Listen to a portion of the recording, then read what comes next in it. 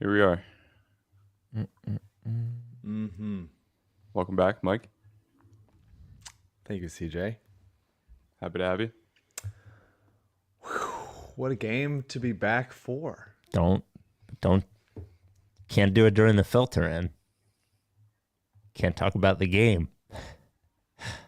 How was your trip? Good trip? Good trip, man. Exhausting trip, but good trip. All good shit. Nice. Let me get all my notes ready. I forget how to do this. Okay. Opening a document. Pasting into the document. We should auction off your notes for charity for this game particularly. Should sign it. Anyone in the chat in the YouTube chat want to make an offer? Do you want a email draft that I send to myself? Yeah.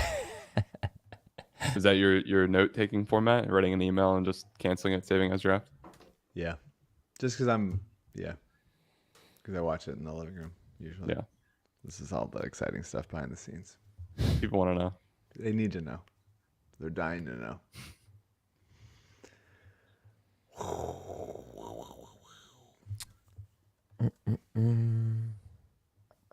How was the two pods when I was gone?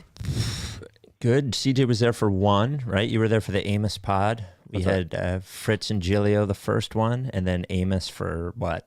An hour and 40 minutes. It went long. It went long. We were getting ready to sign off, and then Tony pops up, and we go another like 20 minutes.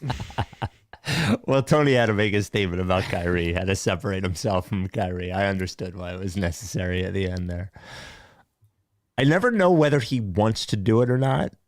Like whether he wants to. I think he wants to do it. He wants to. Yeah. Yeah. If he didn't want to, I don't think he would. An hour 20 in. But that's the point. Well, the point being, I don't want to like tell him go get Tony. Like I want it to be of his own volition. So. For sure. All right, let's do it. Wow, we never do podcasts after games like this. So it's always the bad ones. The Rights to Ricky Sanchez podcast is presented by DraftKings Sportsbook. Sign up for DraftKings Sportsbook by using promo code RTRS, and brought to you by Kornblau and Kornblau, the official law firm of The Process. Big Barker Therapeutic Dog Beds. Get yours at bigbarker.com/Ricky. LL Pavorsky Jewelers, where Rights to Ricky Sanchez listeners go and get engaged. And Kinetic Skateboarding. Get 9.1% off your first order with promo code Dave Silver. On the show today, Mike is back. And so is Joel Embiid. The Sixers win 2 consecutive games for the first time this season behind 59 from Mr. Joel Embiid, who appears to be back. Another player who appears to be back is Charles Bassey, but he is back in San Antonio. And we already did this when Amos was here, but I want to read some lines from the Keith Pompey Doc Rivers article to Mike just to get his reaction. Saturday night, Mootlu and I are doing a live Carl Landry Record Club, our music podcast. We're doing it at World Cafe Live Saturday night. Moot's going to do a full set, and then we'll do the Record Club pod. Tickets are $15 and available at mootlusounds.com. And I did mention Kinetic Skateboarding. I say all the time they get sneakers that nobody else gets, and the best place to keep track of these is their Instagram page. And I was on earlier. I don't know if you know, this might be a Gen X thing, but the rap group The Far Side has like a sneaker collabo with this company that I've never seen before called Lakai, and they are awesome. You would only see something like this at Kinetic. You're not going to see these walking through the mall or something like that. So if you want to be exposed to sneakers you're not going to see anywhere else, as well as the best in gear, and if you're a snowboarder, they're your snowboard stop as well. Kinetic Skateboarding. Use promo code Dave Silver for 9.1% off your first order at kineticskateboarding.com. Without any further ado, Amos and the chef.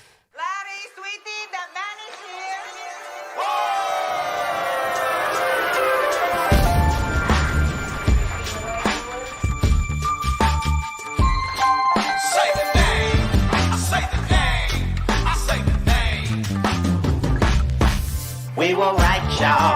We were right. Even when it went wrong, we were right. We was right, y'all. We were right. So say the name. Say the name. We were right, y'all. We were right. Even when it went wrong, we were right. We were right, y'all. We were right. So say the name. Say the name. Say the name. Say the name. I say the name. I say the name. Say the name. Rights to Ricky Sanchez forever.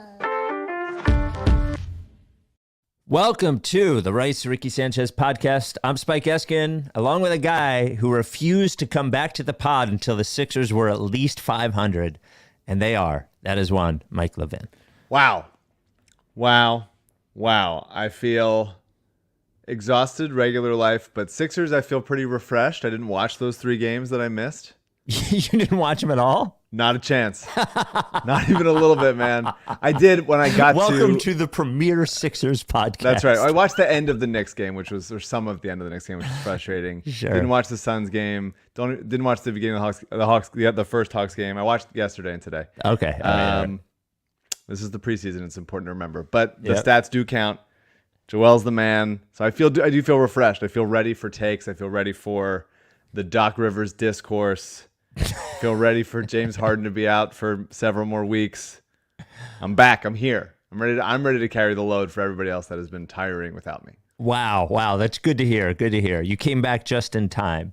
Well, Embiid played well against the Hawks, but this game was certainly another level of well compared to the game against the Hawks, given that he's been like inching up defensively, I would say game to game, and obviously the 59 points and being the only player who scored in the fourth quarter for the Sixers being quite notable in this game, but he was pretty dominant defensively as well. And is this the best game he's ever played, I think? It's very fresh. So Yeah. It's hard to know without really thinking too hard about it, but certainly up there. Yeah. Highest scoring game. I mean, it's 59 is 59, but it's not just, it's 59 points on, how many shots did it take? Like 30? 27? Something like that? It was an efficient 59. He was doing it on the defensive end. He was passing. I think he had 8 assists. I don't know what his career high in assists is, but this is also up there, and 7 blocks also. He was doing everything. He had 5 turnovers in the first half, largely a couple offensive fouls and a couple careless ones, but he was passing the ball really, really well. Didn't have any turnovers in the second half. I mean, as far as a complete Joel game, doing everything all over the court, 20 to 24 from the foul line. Just he had 59 points, the rest of the team had 46. That is pretty ridiculous. Maxey had 18. Nobody else had more than 8. It was there's no reason that they won this game aside from the fact that they had an all-time performance by the best Sixer of my lifetime. So I would say that his passing, once he cleaned up, it was the bullshit. The bullshit in the first quarter, maybe. It almost felt like he was in a passing zone. Yeah. On this game. Mm-hmm. He was seeing things and making passes. The game had slowed down for him for a bit with the passing. Did you notice that at all, maybe? Yeah, I mean, I've been begging him to manipulate the double team and not be surprised by it for years now. And he'll show flashes occasionally, but this is definitely the most complete version of it, is where he's I'm driving to kick, I'm staying balanced, I'm going up I'm going to shoot this shot, and then I'm going to whip it to Maxey for a 3. Found Shake underneath with the defense, caught watching him on the pump fakes. It was great, man. I mean, and the teammates are cutting off him, which is nice. That definitely helps it, but it's a lot. Him seeing the game well is really, really important. Slowing down, I think, is definitely what's happening for him. And I just feel like he looks balanced right now in a way that he not always is. When you can tell that he's going, I wrote this early in the game before he had 59 fucking points, but you can tell when he is in a good place offensively, when he's decelerating, when he's doing those how is he only taking 2 steps here and they're not calling a travel and he's getting to his spots and the defender is kind of just unable to get around him. And he was doing that a lot, and his footwork's on point. It's a lot of mid-range, it's a ton of mid-range, but when it's going in, he's just one of the best mid-range shooters in the league. Well, and he's unstoppable. his when his mid-range is going, that's when he's absolutely at his best. And maybe he had this one last year, but it does seem like one of his, if he does have a new move, that sort of dribble into the 15-foot, the foul line jumper. He's always done that, but it feels like something that is almost automatic, like he's not even thinking about it, sort of like the pull-up 15 to 17 footer right around the foul line. Has he pull up Jimbo? Yeah, it is. Has he pull up Jimbo? There it is. I wish the only complaint I have, if I have any complaint at all, it is I do wish he would take the threes when they're open and not hesitate and pass it to Daniel House. That is the only complaint I have, but he was fantastic when we talk about him being the best player on the team and when we're one of the best players in the league, and when we're complaining about performances, it's that you want to see masterpieces like this. He's not going to score 59 every game, but knowing that this is in him, the games where he sort of, not when he doesn't score as many, but when he just gets disconnected mentally, whatever it is, are a bummer because these games are in there somewhere. Yeah, I mean, he seems like he has bounce. He seems like he's pushing the pace. I mean, he was incredible. He only played 36 minutes. He had 59 points on 28 shots. The blocks were incredible. I mean, I think the biggest issue with Embiid this season so far has been, man, he doesn't look like he's deterring the other team from going at the rim as much. Mm-hmm. And he kind of was still. It's still if you look at the, people reporting the numbers and stuff, it's yeah, they don't allow that many shots at the rim in the half court kind of thing. And that's a lot of it because of Embiid. But it just seemed like he wasn't quite all the way there. And it's part of him working himself back into shape, and him talking about how he was just basically sitting on the couch all summer as he was rehabbing from whatever myriad injuries he is having. But it seemed like the past couple of games, and especially this one, he was really just timing everything right and had enough juice to get up and really impact some shots. And it was, the block on Olynyk early in the game when he just ripped it away from him. Yeah, he just caught took it. That was awesome. Yeah. It's pretty imposing for a guy who says he can't lift his shoulder to have 7 blocks and 59 points for a guy who says he can't do it. So special human being, beautiful, beautiful man. And I love that it's such a perfect joke. I keep saying that he's the most human. I just feel like we know him more than I've ever known any athlete in my life. I just feel like we really know him so well. And the shot, the fuckboy shot when he had 57 to get 60. Turnaround 3 to get 60. Just be fuck you, man. It's such a perfect Joel thing. He's the best. He's an absolute troll. And he's deeply human, and I love him, and I'm happy that he had a good game when they won the fucking game. I would have just leapt into traffic if he didn't. Mike, can he be this guy with James Harden on the court? I mean, the fact that Harden isn't there is why he has to do all this stuff, because they're pretty hopeless without him on the court. And since Harden's been here, they've been far better than previously when Joel sat. So I would like him to not need to do this, and he definitely needed to do this tonight. But I think absolutely. I think Harden is a guy that will let someone eat when they are playing so well. I think did Maxey get his? Maxey scored 50 recently, right? That all forgets. Everything's gone. But when Maxey had the big game, I feel like Harden was playing. Is my recollection. Boy, I have no idea. Yeah.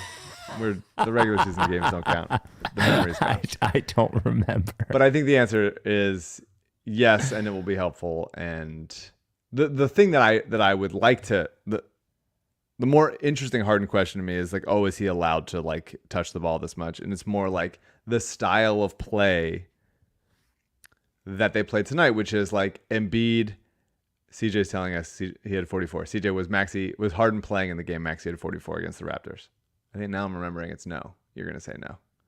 Anyway. I don't think he was. The was podcast is a conversation with me. Oh, he CJ was? says yes. Okay, he great. Was playing. There you go. The podcast is now a conversation with me and CJ and D. In the chat. It's private chat. Yeah.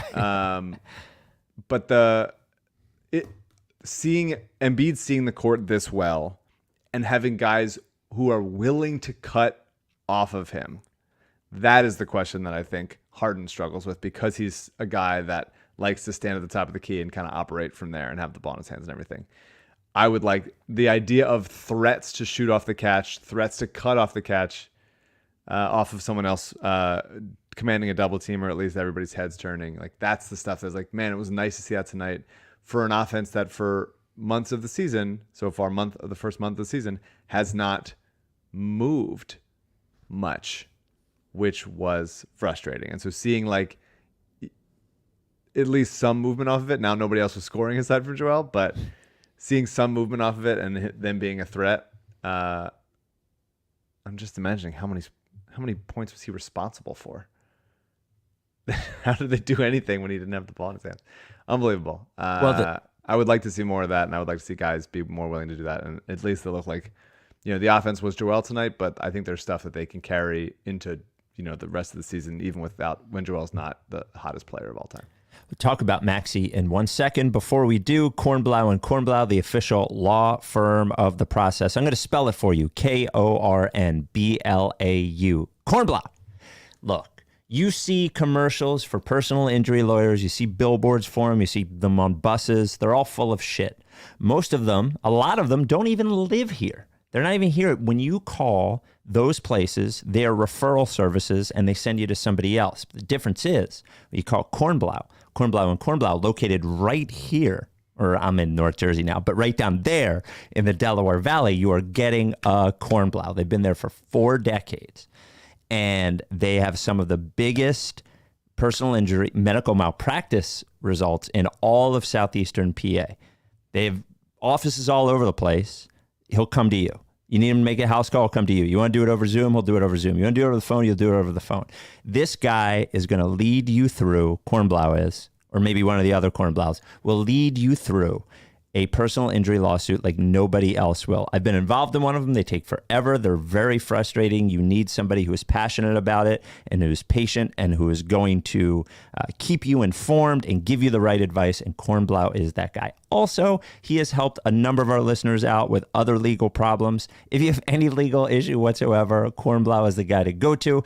Doesn't cost you anything to reach out. 215-576-7200. ask for Adam. That's 215-576-7200. Ask for Adam. Email kornblau@kornblauandkornblau.com. Kornblau and Kornblau, the official law firm of the process. Since Harden has gone out, Maxey has not been at the top of his game. He played pretty well yesterday in the second Hawks game. I would say, though, the positive is I do think this time without Harden is good for him. Because I think him learning how to run the offense itself, or, being distributor or being main guy, I think it is helpful for him. The positive I have seen is I have seen moments of 2-man game with Maxey and Harden, or Maxey and Embiid, that I feel like I had not seen before.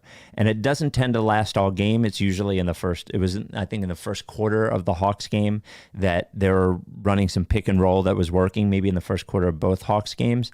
But I feel like I've seen little nuggets out of Maxey and Embiid that I had not seen before, that we probably wouldn't see if Harden was here. Yeah, I mean, I think like this is, first of all, CJ said this in the chat, and I'm the translator for CJ in the chat. Hinky RT'd retweeted Woj's tweet on Embiid tonight, which is always, every time there's a nice Embiid thing, it feels like Hinky's. Of all people, he's got a retweet. It's fucking Woj. Come on, Sam. Not important. The important thing is Sam is retweet some Sixers Twitter person or something. Come on, not Woj. Not Woj. That's all I'm saying. But yeah, this is the point of the regular season, man. Like, it's the regular season. You should be trying shit. You should be getting better. You should be using this as an opportunity to get more comfortable doing X, Y, or Z. And like, Maxey is at a place right now, like, obviously he's playing the most minutes in the league right now. He is leading the league in minutes. Maxey. So the fact that he is tired sometimes and has hit a little bit of a wall makes sense. And he's having to carry so much of a load. And the big push and pull over the last, couple weeks, or however many games without Harden, has been like Maxey looking for his shot, versus Maxey creating for others, and like how does he find a rhythm of that? That's gonna be something that we're gonna be for like at least the next couple seasons until he like locks into the kind of guy he is. I think it'll start to come a little more naturally to him, but like there's a level of responsibility that requires, and I think that yes, absolutely, Harden being out and giving him more responsibility and allowing him to work through these things is going to be helpful for him both in the playoffs this year and in his career going forward. Because he's a 10-pole guy, and he's going to need to be able to like run a ton of pick and rolls with Joel and find guys in the corner and know when it's time to like go up with a tough shot versus like pull it out and find another shooter, like all that stuff. So, and his defense I think has been better lately. I think as his offense has been, at least the past 2 games. Last couple games, maybe. A little bit. It seems like he's, being a little bit more anticipating a little bit of a step ahead on the defensive end that he hasn't been before. So, yeah, I mean, he's not going to shoot 57% from 3 all the time. And so when he isn't, like, it's nice to see, like, how can you bounce back? Can you, like, will you keep shooting? Will you find ways to contribute? All that stuff. So he's the man, and I'm honestly happy to see him struggle. Like, it's important. It's important in the long run to see him struggle. Thibault started against the Hawks in game 2 when Melton was hurt. He did start again against Utah. I thought he was putrid against the Hawks. I thought he was passable against the Jazz. He was excellent. He was excellent tonight. For who he is, he's absolutely incredible. Like, wow, 5 steals and a block, plus 18. Like, was huge defensively for a team that, like, Melton is one thing. He's a little bit banged up or whatever, but his ability to recover is so noticeable when the defense is in the rotation on a team, or when the Sixers are in rotation on a team where almost no one else is reasonably fast to recover. Like, ball gets swung to the corner, it feels like. Even Maxey, because he's too small. Tobias, because he's slow and just, not quick. Tucker is 1,000 years old.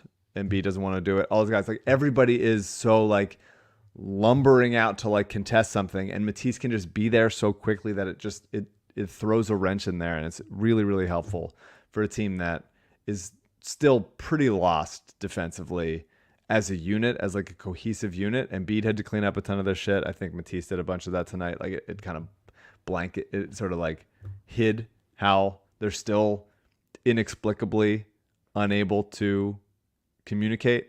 I don't have like an answer for why, but I thought Matisse, like, that's the benefit of Matisse. The benefit of B-Ball Paul is, like, they're going to fuck up, but they could also, like, totally recover and save a play in the same way that, like, a cornerback can let guys go by him and also, like, make a huge interception. Like, those are very important plays, and I thought he was great tonight. And we have to honor the fact that Matisse threw a lob to Tobias in transition. Yes.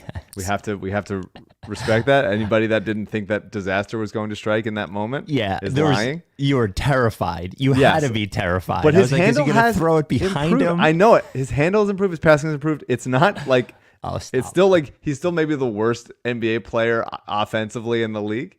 There's arguably he is, but like it's definitely he's closed the gap. He's closed the gap some for sure. And that was a great play. And then the very next play, another transition opportunity, and Embiid outlet to Tobias for a dunk. And so it's just like, yes, transition basketball. How about it? Imagine. Run with us. Being decisive. Run with us. Why don't you? So yeah, I loved a good Matisse game. I wish that he's open all the time.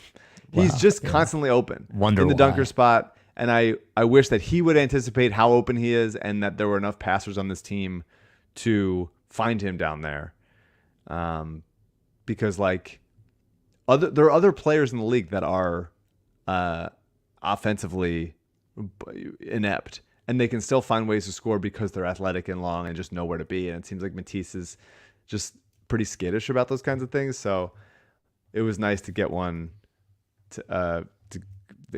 tonight, and I would like to see more of it and stuff. And PJ is just dying to transition, make Matisse into a better offensive player, just like dying for it. You can tell he's trying to will it into existence. And it's just, I don't think it's going to happen. But PJ, by the way, run wind sprints out there. Didn't put up a shot tonight. Pretty hard to do. God bless him.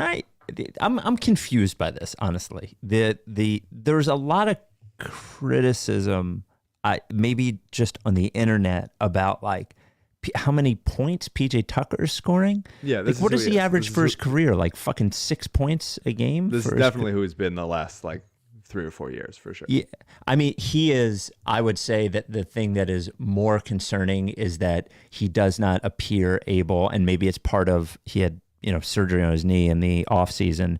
Maybe it's part of that. He doesn't seem able to keep up with players that are smaller than him as well as he did previously. Also my biggest concern. Yeah. Yeah, his offense is exactly the same. When he's open, he'll shoot it. I think he's shooting 45% from 3 or something with the limited shot. So I think we remember that Heat series when he was fucking hitting floaters and hook shots and stuff. But this is exactly who he is offensively. I don't think you can worry about that too much. Yeah, for sure. And he doesn't try to do too much. Yeah.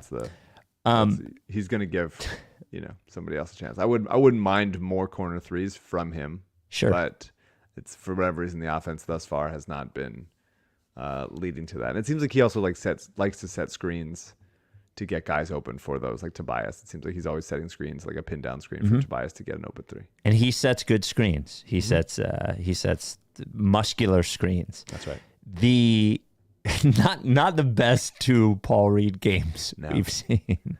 No, it's been bad. It's been for sure bad. Yeah. The airballing a 10-foot baseline jumper, like we may never see him again. Like he may not even be allowed on the bench anymore. Yeah, Doc might just like hold him in prison. I was surprised he got into I was surprised that he was the first big off the bench tonight. I was actually. I mean, look, like he's going to make mistakes. Like he is still a very raw player, despite being older than you want him to be. But like you gotta let him work through that shit. Like the fact that he's doing this is an example of why you need to play him more. I know it's like maybe counterintuitive, but like you have to play the guy that needs the reps so that he can work through this bullshit, so that when you need him in March, April, May, like he has worked through that and learned from it and tightened that shit up. There's no amount of playing time that Montrezl Harrell is going to have that will make him playable in the playoffs. Here's a wild stat for you. The Sixers won a game tonight in 2022. They were 4 of 23 from 3. Yeah. They hit 4 3-pointers. Which is obviously a lot of why the second unit was so ineffective. It's just like if shots go in, then they seem like they're, offensive rebounds. They're not.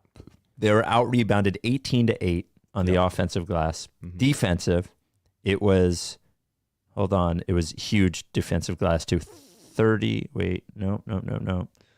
Oh, maybe not. Well, the Sixers also missed fewer shots. Right. And they took 14 fewer threes. Like they got 11 to 4 made threes. That's like a big deficit to come back from, and they did because they just shot better from twos. And it's obviously all Embiid. I wish they would get more threes up than they had in the past in previous games, but 4 of 23 is kind of unacceptable. You kind of got to keep shooting and work your way out of it. But yeah, the B-ball Paul stuff, it's like, look, man, Trez had a nice little game, had a couple like roll to the rim dunks. That's totally fine. That's what he should be doing. It looked like he had at least more than 5 inches of elevation tonight. Very nice. He didn't dive on the ground for a loose ball. One possession like 4 times, had the opportunity to and didn't. And that's like absolutely unacceptable to me. Like if you're going to be a dog and that's going to be the reputation, then like you gotta like get on the ground, man. But Doc doesn't trust him either. He knows he doesn't trust him. Like Doc knows. He doesn't want to go. Like I think he would prefer that the small ball lineup worked and he would never have to play a center.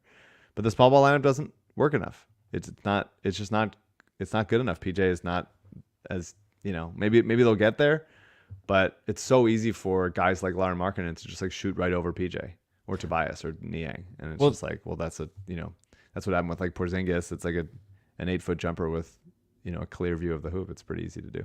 Well, also in the small ball lineup, they don't have enough shooters to make it dangerous for the other team, really, too. Yeah. I mean, that's right. That's what you're supposed to be doing. But like, okay, the B-ball Paul thing, like, yes, bad games. For sure bad games. But like this is why you gotta play him more, and this is why again.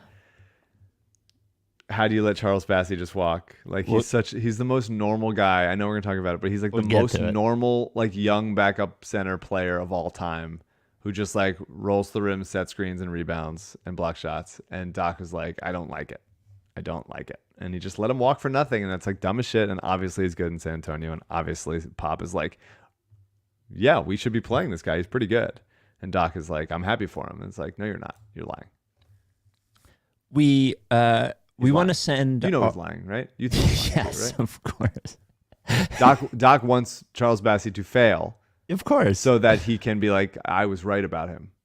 And even if he doesn't fail, he will still take credit for him, saying like, well, that's why I had to, all my teachings that I implemented into him is why he's good. And he'll be wrong. He's wrong either way. He thinks he's right either way, but he's wrong either way. He's wrong either way. We got an email from Maddie and Benji, and Maddie and Benji are married, and they are Ricky listeners, and they told this story, and I didn't, about Big Barker, and I didn't know if I wanted to tell it because I didn't want some bad person trying to take advantage of Big Barker, but it was so nice, I felt like I had to share it. So Maddie sent a note. They have 3 dogs, all processed pups. They had a terrible house fire. Maddie and Benji. Now everybody is good, and the dogs are good as well. But Maddie called Big Barker to see if there was a discount to replace a bed because they had to replace the dogs' beds. And Big Barker said, "Fuck that," and sent him new dog beds for the dogs. And I thought that was like the nicest thing in the world, and it's something that a Ricky sponsor would do. And very happy to report that Maddie and Benji are doing well, and their 3 dogs, who are adorable, you can see them on our Instagram page right now, are doing well as well. So thank you to Big Barker, who it's not the first story like that I've heard of them taking care of our listeners, and they always do it, but I just think it's so awesome that they do. Big Barker is the only dog bed that you should have. Your dog should be sleeping on a Big Barker because it'll keep your dog healthier, quite simply. It's not bullshit. It is the bed is engineered in a way by experts to support your dog's joints to keep your dog healthier. And it's been shown to work. Penn Vet did a study, 100% works, definitely works. And it works for young dogs, old dogs, small dogs, big dogs. If you have a dog, should be sleeping on a Big Barker. Go to bigbarker.com/Ricky. bigbarker.com/Ricky. You get the Big Barker dog bed with 2 processed pup patches. They're fine looking beds as well, in whatever room you have them. All the colors, all the headrest, without the headrest, all that kind of stuff, the different sizes, whatever you need, whatever room it's going in, whatever dog you have, Big Barker has it for you. 10-year warranty. The foam doesn't flatten or they replace it for free. 1-year at-home trial. Try it for a full year. If you don't like it, if your dog doesn't like it, they'll give you a refund and pay for shipping. Handmade in the USA. Big Barker dog beds. Thank you again, Big Barker, for taking care of We like Maddie all our and Benji. sponsors. I like all our sponsors. They're all great. Yeah. I just looked at Embiid's stat line again and started laughing. 59 and 10. 59, 10, and 8. Is that what it was? 59, 11, 8, and 7. 7. Wow. Pretty good. That'll juice the numbers a little bit. The guy's unbelievable. A couple more things on the game. Yes. Just like they got to figure out a way. They're going to see teams that have a stretch 5 person in the playoffs, and it's just like that's just a nightmare for Joel.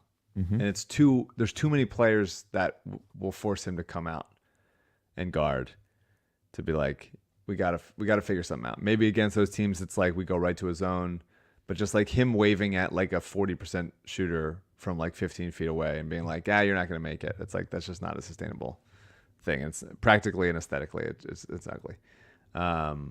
Like Jared Vanderbilt, who rules, is the perfect kind of cover for Embiid.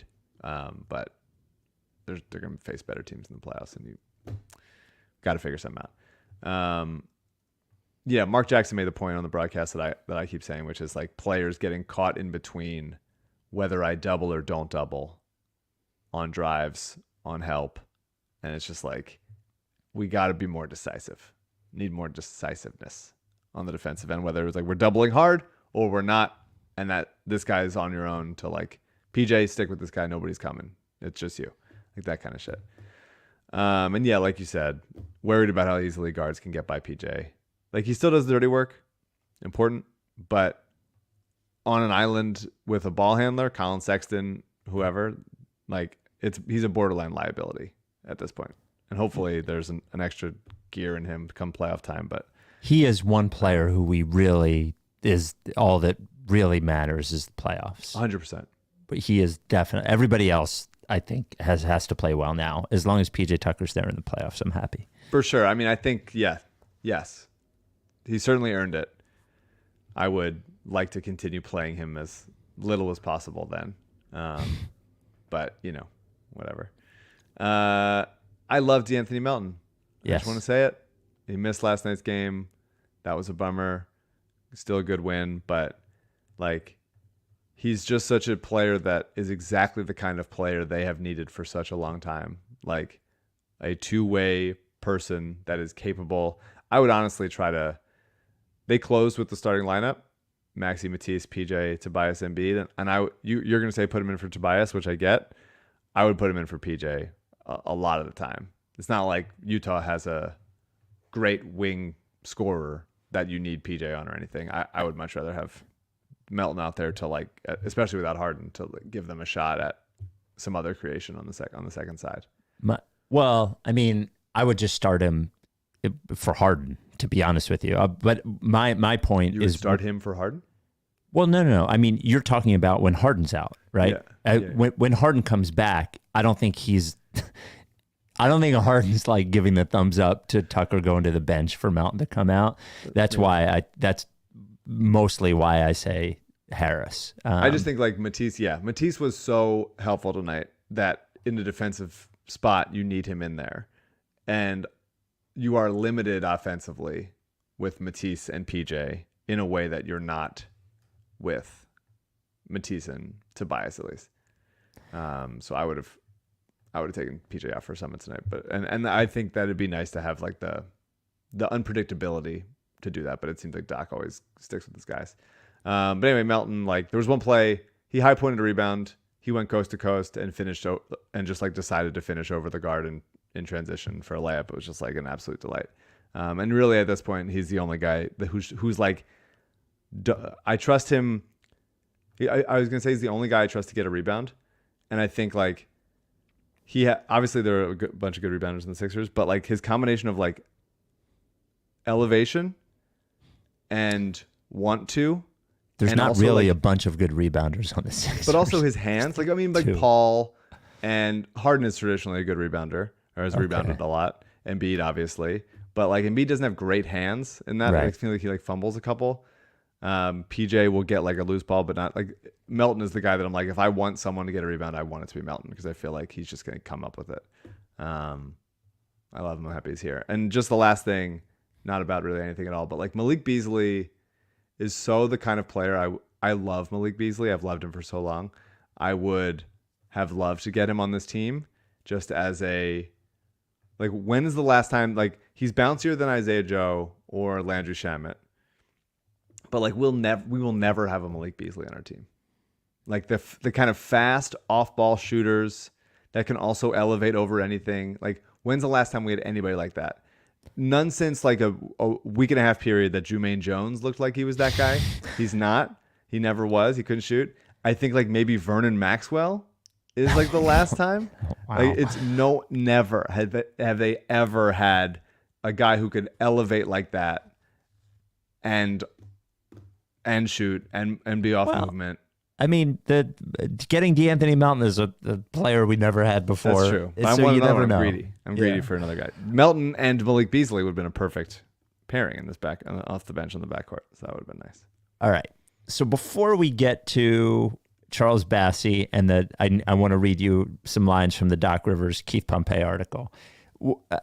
You weren't here for this, and I'm sure you've seen it, but I just want to get your reaction on the pod because this happened as Amos and I were doing the podcast. You may remember, I don't know, a year and a half ago, a couple years ago, I don't know when it was, a gentleman went on Jeopardy, a gentleman named Tyler Rode went on Jeopardy, talked about going to the lottery party with his dad, did not say the name of the podcast, got banned. Then this happened last week.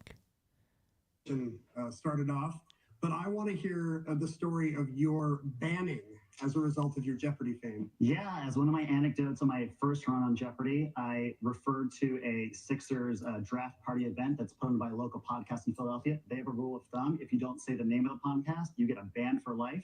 I did not say the name, and I received a ban as a result. Luckily, we are not so draconian here on Jeopardy. You're welcome here anytime. Mike, your response to Tyler Rowe doubling down, not saying the name, and then whoever the fuck this new Jeopardy guy is that I haven't seen Jeopardy in forever. I don't know who the fuck this guy is, calling us draconian. Ken Jennings? Mm-hmm. Ken Jennings. So what are your thoughts on both things? Being called draconian and Tyler Rowe doubling down. Well, the draconian thing, it's like, Ken, we don't have time to explain all this to you. So I get there's more context that you're missing, but I get you have a TV show to continue on, so Okay. I'll let it slide. I mean, look, it's a nice move to do it, to say it, to go on Jeopardy of all places and do it twice. Yeah. You got to respect it. Yeah. You got to respect it. His dad was making excuses for him on Twitter, saying that they're not allowed to promote anything on there, and that's why he did it. I was like, oh, really? So of all the stories this fucking dude could have told, he was like, yeah, let's do the lottery party story again. Come on. Sure. Come on. Sure. So the Sixers, in their roster crunch, even though they have one roster spot open right now, Mm-hmm. and they did not ever make a consolidation trade. They didn't, famously. They cut both Isaiah Joe and Charles Bassey.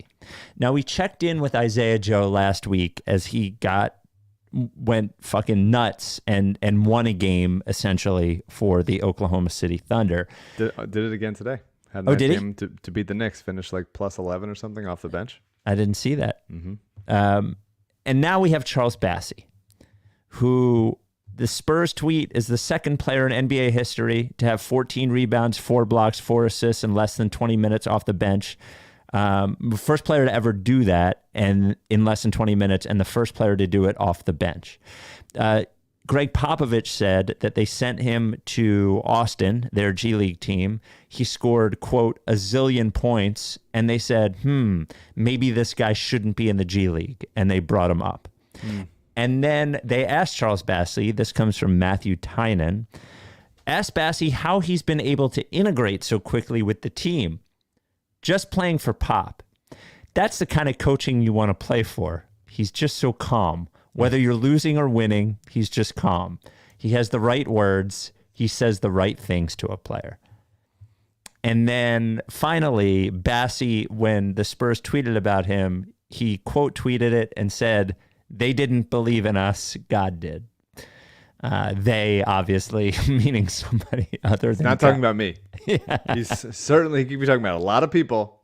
He's not talking about me. This is just awful. It's awful to see. I'm very happy for Charles Bassey. We blame Doc a lot for these things, but the person who signs the document is not Doc.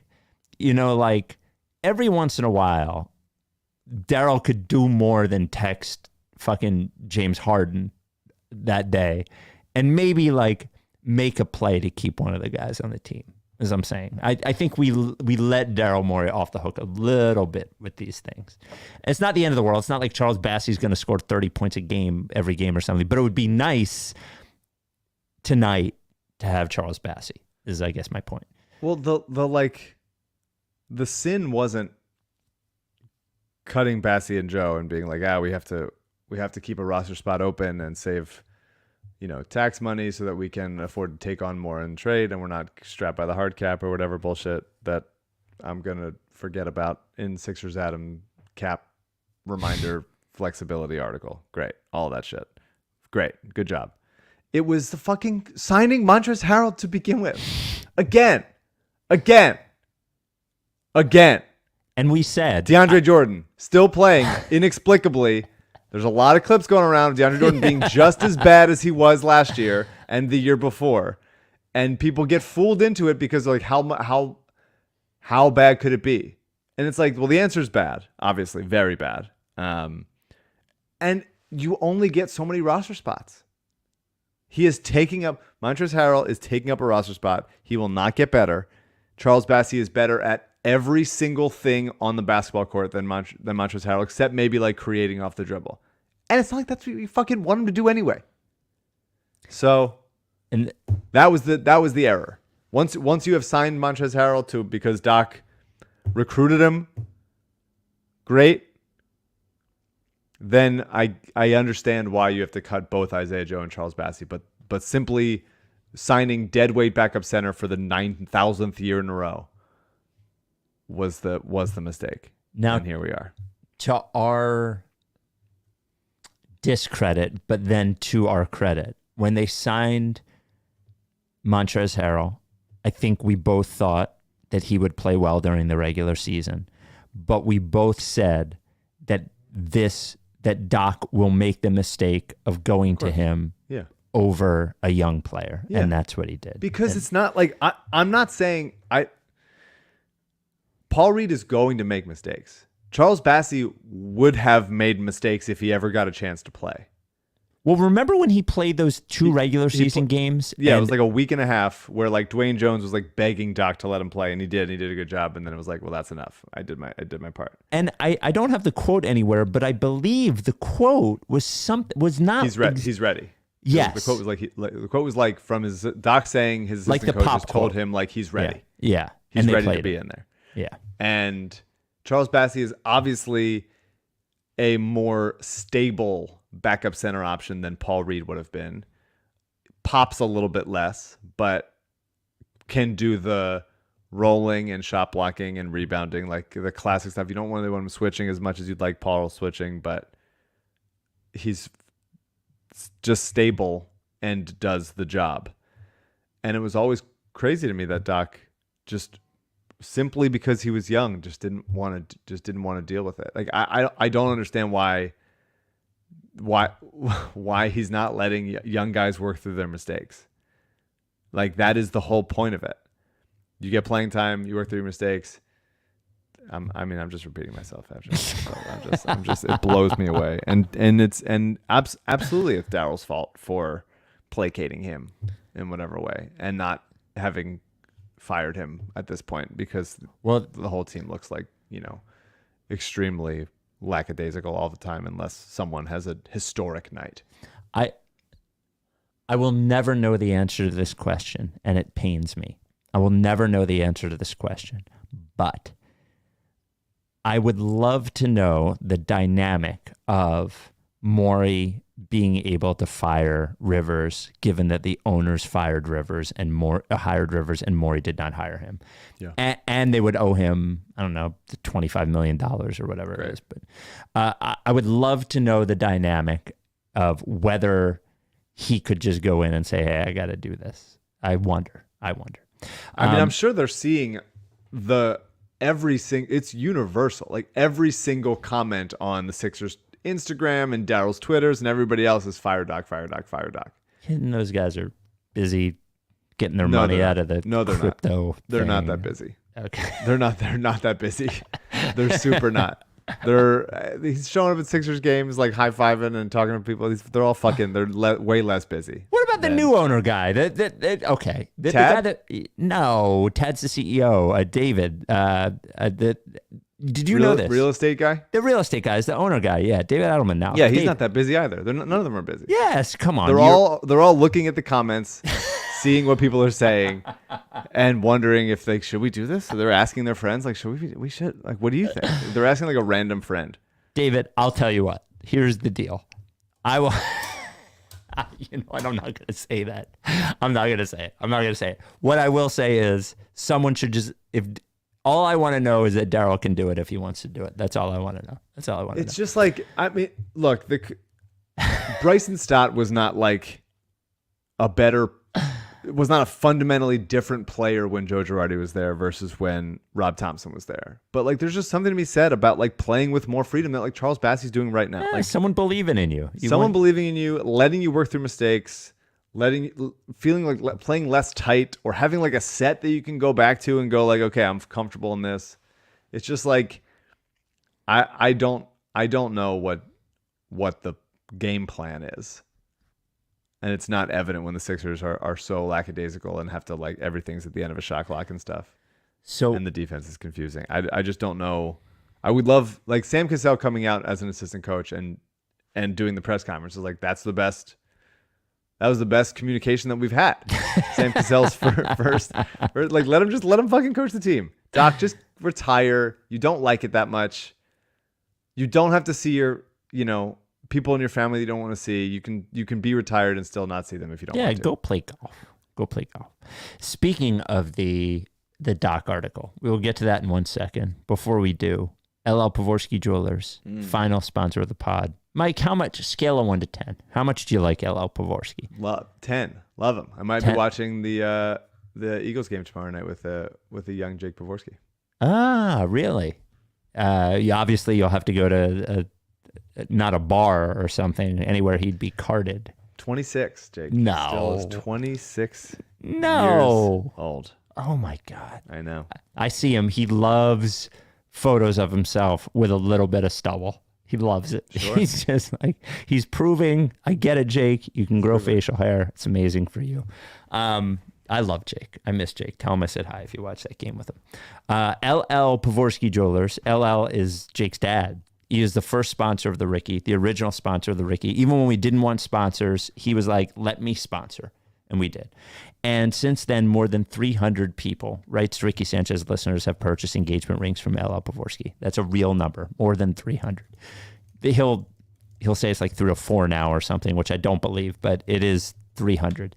Every listener from our pod that has gone to LL and has reached out to us, not one complaint in the 5 years he's been sponsoring the pod, and not just no complaints, but like email after email after email after email, like it was great, it was great, it was great, it was great. There's low pressure, great dude. Most jewelry stores, you go in there, the salesperson comes and fucking like a hawk, just ready to pounce. Not LL. It's going to be a nice, easy appointment. No matter what you have to spend on an engagement ring, whether it's $1,000, $100,000, whatever it is, he's going to treat you the exact same way, and that is like rose gold. Been at 707 Walnut for more than 30 years. Impressive. And if you want an engagement ring, he wants you to make an appointment. That way he can spend the proper amount of time with you. That's a guy that cares. 215-627-2252. 215-627-2252. You could email him, lee@llpavorsky.com. Tweet at him at @LLPavorsky. And he always has sponsored our charitable efforts, no matter what they are. Right now, Providence Animal Center and Mama T's Community Fridge, LL Pavorsky Jewelers. Arguably singularly responsible for us making money on this podcast. Yes, I guess you could make that point. Mm-hmm. So while you were gone... Oh, do you want to talk about the court really quickly, or the jerseys? Oh, well, I had it on my list and I crossed it off because you're not a jersey guy. I like them, I guess is my point. I like them and I like the court.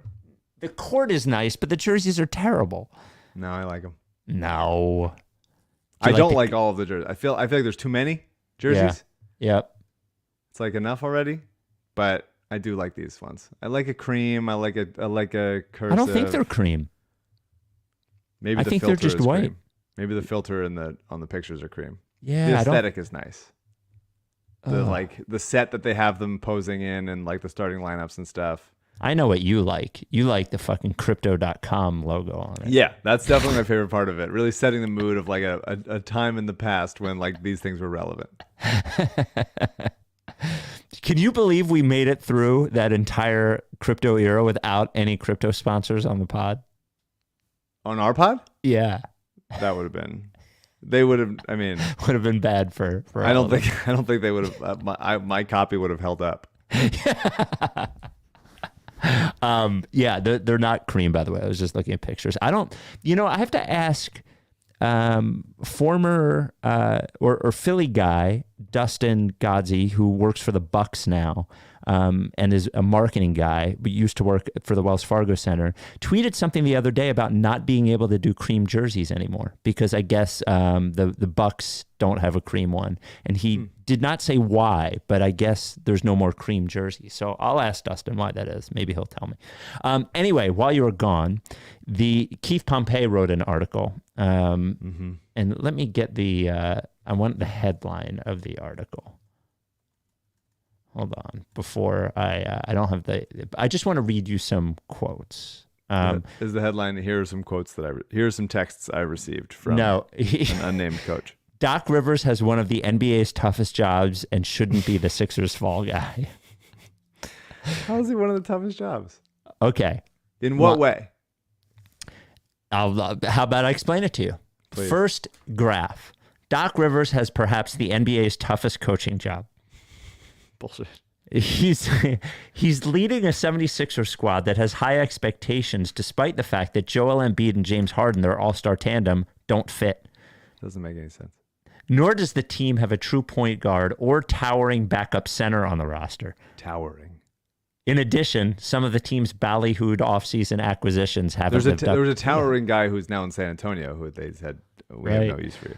Tall He's guy. Very large. Some of the team's ballyhooed offseason acquisitions haven't lived up to the hype. Yet, Rivers is destined to become the fall guy if the Sixers can't overcome their shortcomings. Listen to local sports talk radio, view social media, or even bump into a neighbor, and folks are saying it's time for Rivers to go. Keith, man. But the Sixers' struggles aren't solely Rivers' fault. This is a tough team to coach because of the styles of Embiid and Harden don't mix. Harden is ball dominant, has made a career out of thriving in isolation. Embiid, a perennial all-star, is at his best when the Sixers play through him. He's been mostly out of sync, has had poor body language while playing alongside Harden.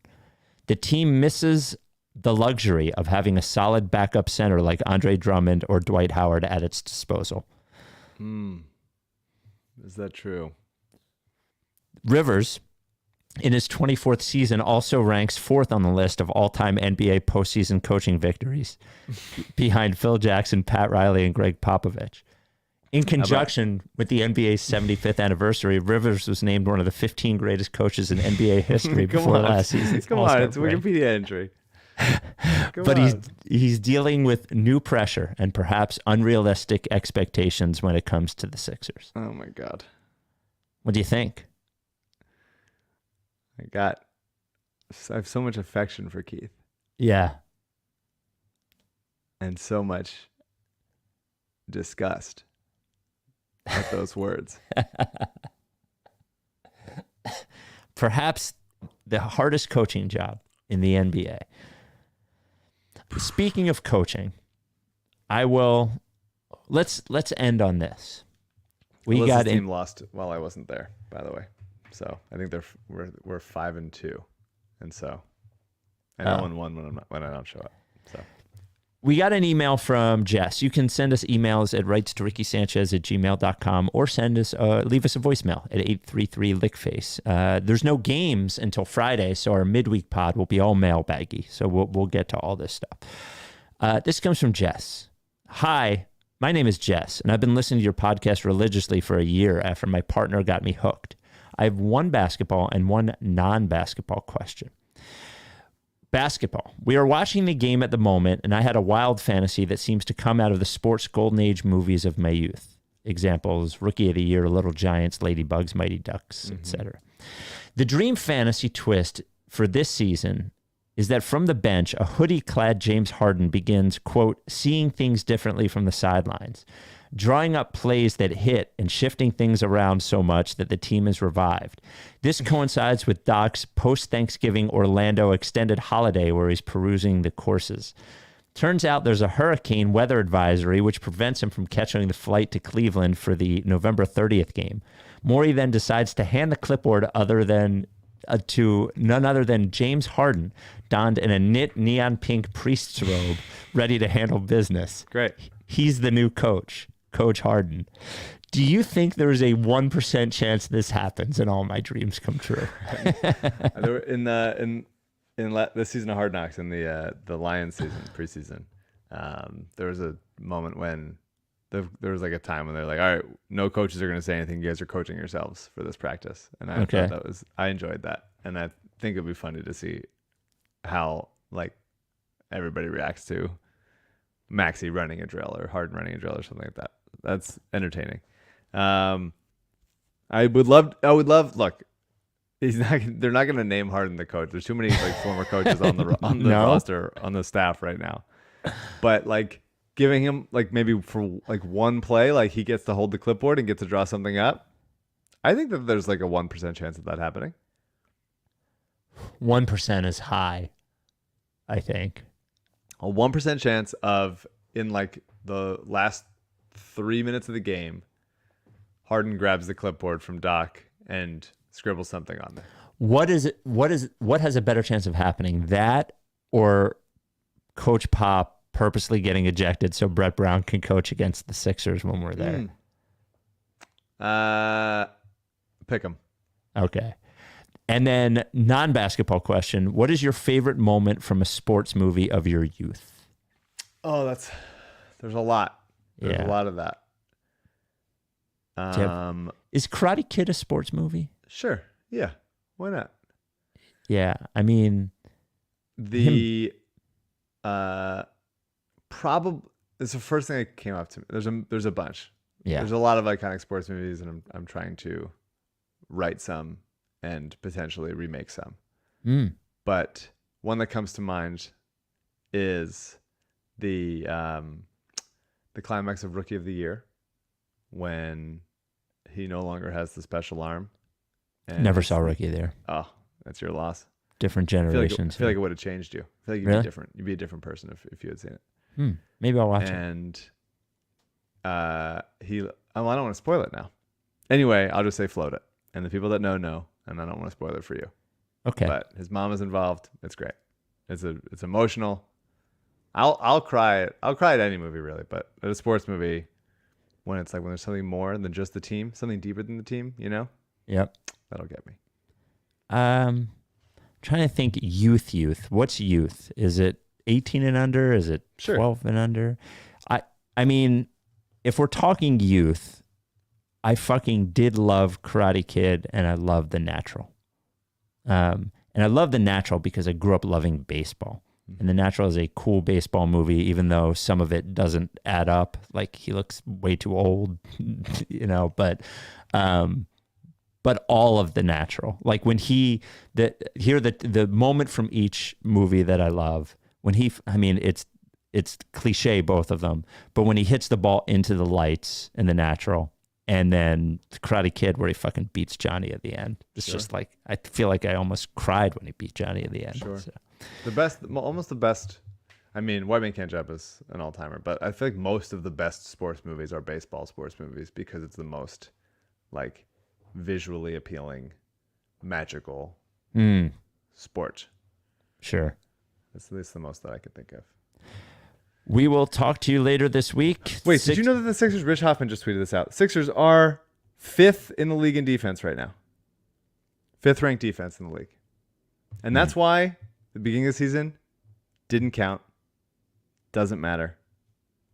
And it's all fine. The 500s, season started anew. It's all That good. doesn't seem like it adds up. I know. But that's how it goes. They are. I just looked at it. There you go. The Blazers are 6th. Jeremy Grant. How's that even possible? Jeremy Grant and Josh Hart. Yeah. So Well- I'm not concerned. Philly season is over. That was a bummer. But it's all gonna be fine probably. Doc should be fired, absolutely. But trust her With well. Embiid playing good now, the Doc like nuclear Armageddon meter or whatever is definitely not at 10 like it was maybe 3 or 4 days ago. Yeah, that's fair. All right. We'll talk to you later this week. Are you down with TTP? Yeah. Lick face.